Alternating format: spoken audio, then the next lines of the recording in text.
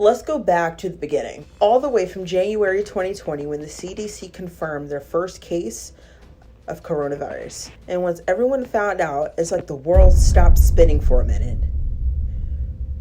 Wuhan went under quarantine, a global emergency was issued, and airlines restricted travel globally.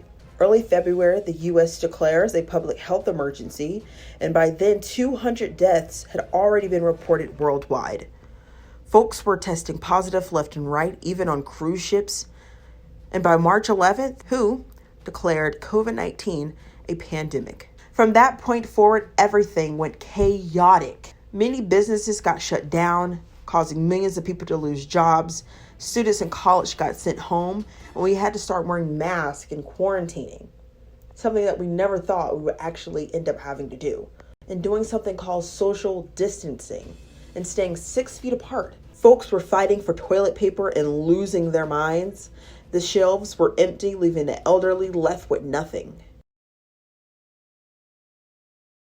Hello guys, welcome back to my channel. If you're new here, my name is Deja, and if you're back, thanks for coming back.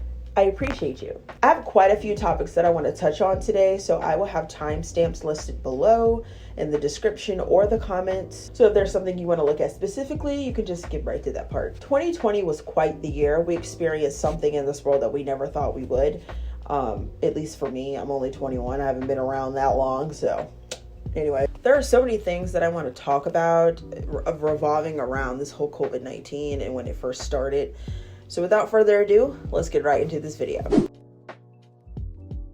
April 3rd, 2020 is when the mask mandate was issued. And April 3rd, 2020 is when the anti-maskers were born. These people, for the lack of better words, are delusional. I mean, I'm sorry, but come on. Bro, it takes less than 2 seconds to slip on a mask. See, you want me to show you? Let me show you.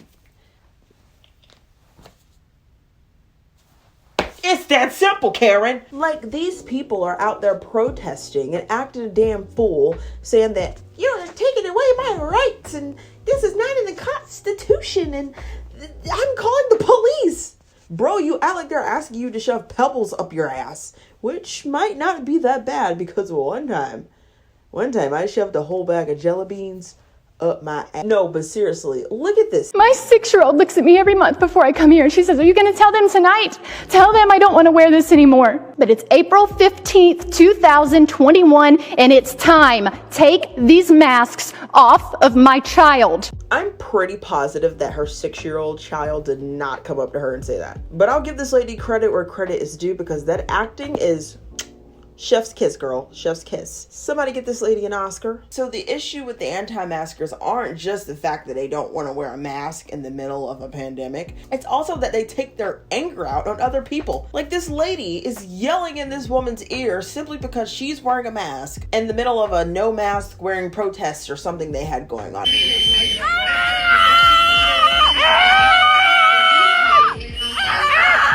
Listen, I am not a violent person. I do not like to fight. I do not like to argue with people. I do not like none of that. But if somebody come up to me screaming as loud as they can in my ears, go and lock me up, police, because I'm about to meet her shit. But honestly, how much privilege do you have to feel oppressed for wearing a mask? Say it out loud. I feel oppressed because I have to wear a mask. There are bigger fish to fry out there. There are bigger things to protest for out there, and you're upset because you have to wear a freaking mask?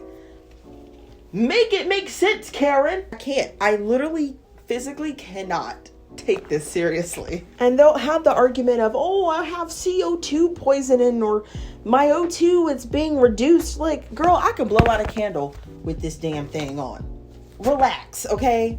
My glasses constantly get fogged up, but you don't see me out here, oh, I have to wear a mask and my rights and you have to let me in or I'm going to call the police. Like, girl, you sound silly.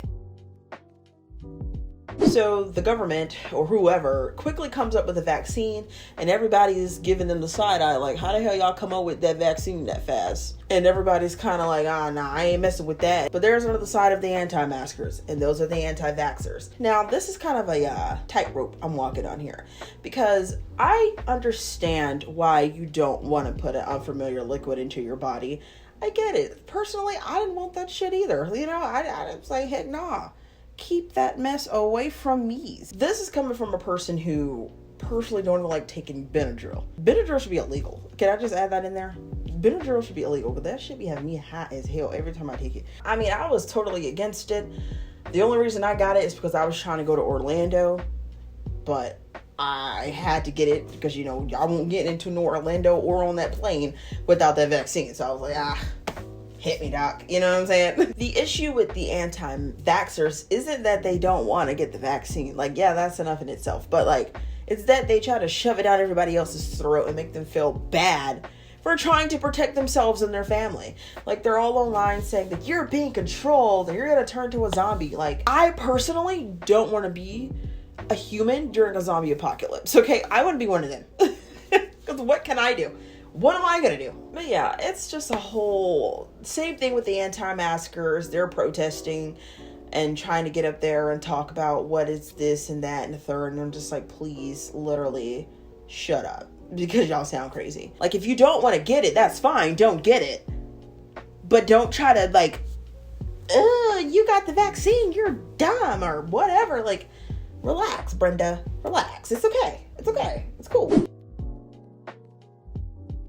So like I mentioned earlier, a lot of people lost their jobs, but a lot of people were forced to still work. You know, the infamous term, essential worker, literally shoot me. I cannot stand that word anymore. I had to work through the pandemic. I worked in a peanut factory. For some reason, my job thought packing peanuts was a little bit more important than their employees' health and safety. Like, I don't know what it was, but when they would pull us to the side and give us meetings, talk about you guys are essential workers, it literally pissed me off because I didn't feel essential at all. I wasn't nothing was different. It's just like, I don't know. I can't even explain how I felt during that time, but it wasn't good. There are many other jobs, though, that were essential, like healthcare workers, obviously, and even truck drivers, because a lot of the shelves were empty during that time. But overall, I was grateful to still have my job because a lot of people lost theirs and they were struggling to get to the next day.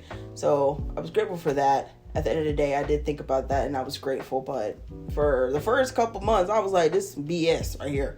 Everyone was trying to figure out, are you an essential worker? Are you an essential worker? I remember there was like this whole thing, at least on my Facebook, where mostly girls would like degrade other girls if they weren't even an essential worker. Like, that's kind of like stupid. So yeah, that's all I have to say really on the essential working part. So the first round of stimulus checks that came out were $1,200, and a few months later was $600. And for a person like myself with no kids or anybody that I can claim as a dependent, it was nice to get an extra $1,200 on top of the money I was already making at work, or an extra $600. But for a person who have kids, who have lost their job, who have, I don't know, on the verge of homelessness, $1,200 didn't go far. Maybe help get some food, or maybe help pay rent an extra month, but after that, then what, you know? Like, that's all they gave them. And just when you thought $1,200 just wasn't enough, they issued out another stimulus check for $600. So that was even more of a slap in the face for those that were struggling already. But everyone was like, be grateful, be grateful. Like, come on, bro, let's be for real. You can barely do anything with $600. Rent isn't even $600 anymore. Rent alone, at least where I was staying, was $1,200. So like, but there were other options like filing for unemployment and things of that such. So that did help a lot of families, and a lot of people took advantage of that opportunity in a good way and in a bad way. Or maybe I'm just saying a bad way because I hate the fact that I didn't think of this first. I know many people personally who voluntarily quit their jobs so that they can file for unemployment and be chilling at home getting a check, which was smart. Kind of screwed up in some ways because some people can't even get unemployment, but like, nobody wanted to work during the pandemic. So I really fault them for that? So I don't really want to say it's screwed up, but then again, I do. It's kind of like, I seen a commercial, I think it was like Ford or one of those trucking companies, talking about some we're in this together. And I'm just like, shut the hell up. Shut up. We are not in this together, Ford. Or whatever company it was. We're not in this together. Y'all are rich. There were so many commercials that had nothing to do with COVID or trying to sell products to help beat COVID. Talking about we're in this together. Family. Family. Family. Family. Family. Family. Family. Family. These companies were legit just profiting off of this whole COVID-19 stuff. And that brings me to my next point with celebrities. They were saying stuff like, we're in this together, and you don't understand what I'm going through, and it just sucks being at home, and and quarantining is so boring, and Please. These celebrity houses are built with pools and bowling alleys and basketball courts and 16 rooms, and they have access to so many things that regular people like myself don't. You're talking about you're bored because you got to sit in the house. It's the audacity for me. But seriously, it never felt genuine. I would see those videos all the time, all the commercials, those celebrities posting their videos, and just like look at it with the most straightest face I could. I would usually just keep scrolling. But that's really all I have to say about that. So many influencers, even your favorite ones, partied through this pandemic like it just wasn't happening. And it's so ridiculous. Like if I made $1 million to do a little dancey dance on TikTok, I would happily sit my ass in the house. Well, nobody be trying to cancel me and mess up my money. Well, these folks were literally like stupid. Like, why would you risk getting canceled and losing out on millions of dollars from brand deals or whatever because you want to go to a little party? It's just not worth it. It just wasn't. I didn't see how that was worth it. So many people wish to be in their position during this time, and they took it for granted. And when they were called out for it, they were saying things like, oh, we took a rapid COVID test before we went inside. I don't give a shit what you did. You shouldn't have been out there in the first place. Which I really think that's bullshit, honestly. No one's taken that many COVID tests because they were going out like every other day, every weekend. Tana Mojo. Let's talk about her. Tana Mojo, for instance, made an apology video saying, oh, I'm so sorry. I'm at high risk of COVID. You guys shouldn't, like, because I have asthma, I'm at high risk and I shouldn't have been out there and blah, blah, blah, blah, blah. Girl, shut the hell up, because you were out there the next weekend. Like, I really don't even know what else to say on this topic. I mean, it's kind of over with now, but it's like, at the time, it was so frustrating. Every other day, it was a new influencer getting called out because they went to a party in the middle of a pandemic. And this wasn't just when the pandemic, you know, the mask mandate started to lift and all of that kind of stuff. No, this was in the beginning when it was terrible. Like, in the middle, it was terrible. I don't know what the heck wrong with these people, but yeah. Anyways. So I'm going to try to keep this short and sweet. These kind of people kind of fall into the anti-masker, anti-vaxxer category because they also didn't want to do the mask or the vaccine, and they would go out of their way to try to explain to people why this and why that. But they would try to prove points that really didn't make sense. Like, for instance, they're going to try to chip us.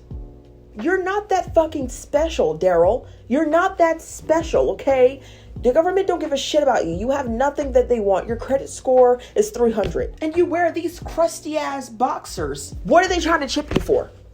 What are they trying to chip you for? Can somebody explain that to me? You know how many woke people I came across on my social media that like, I ain't wearing no mask. I ain't taking no vaccine. And ain't nobody gonna make me take it. And then they'll give all these conspiracy theories. And I'm just looking at the screen like, are you kidding me? Like, it's one thing to have a conspiracy theory because it's not fact. These people would believe it's fact, okay? They would truly believe that they are trying to get chipped. Please tell me what they are trying to chip you for. What information do you have that they want? Please, enlighten me, because you're not that special. It just gives me a headache to listen to these people. Like, you ever just look at somebody while they're talking and just want to be like, shut up. Just shut up. Nobody can. You sound stupid. Like, imagine losing a loved one and a person who was woke coming up to you saying COVID isn't even real. I would be so mad. I would be so freaking mad. And then when you say, yo, that's offensive, it is real. I lost my granny to COVID. They'll be like, your granny could have died of a heart attack. You know, the hospital just writing down COVID as the cause of death. That's not really how she died. How do you know how she died, bro? No, seriously, I can't wrap my mind around all these crazy ass conspiracy theories. I've tried. Listen, I'm willing to sit down and listen to people, but sometimes you just gotta stop listening because it just doesn't make sense. And these people, these woke people don't make sense half the time. So I'm just gonna leave that there. Come on in. You want a shrimp, baby? No, I don't want a shrimp. Go ahead. You got shot? Oh, good. But I want some. Well, I guess I ain't getting none. Well, guys, that's all I have for this video. I want to leave you guys with a question. Comment down below. What is something that we did before COVID that you can't believe we did? A good movie that I want to leave you guys with that kind of reminds me of the whole starting of the pandemic and stuff is the movie called Don't Look Up. It's on Netflix. So it's about an asteroid about to hit Earth, and these scientists are telling everybody, look up, it's right there, you can literally see it. And then there are a big group of people, they kind of remind me of like Trump supporters because of the red hats and like the whole get up they were doing in the movie.